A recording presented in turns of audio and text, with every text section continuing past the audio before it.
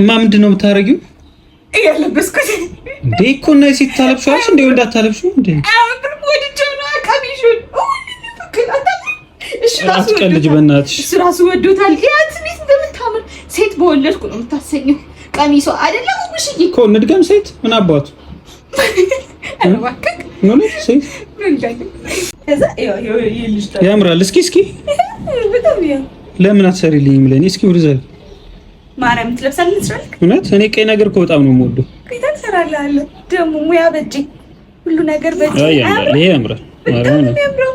እኔ ግን ወደድኩት ከሁሉም የዚችን ሴት ወጀሮ ነው።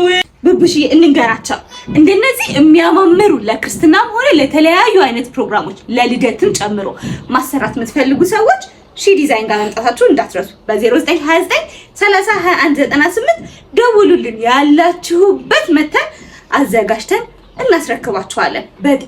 በጣም የሚያማምሩ ልብሶችን ማሰራት ከፈለጋችሁ ሺ ዲዛይን ጋር መደወል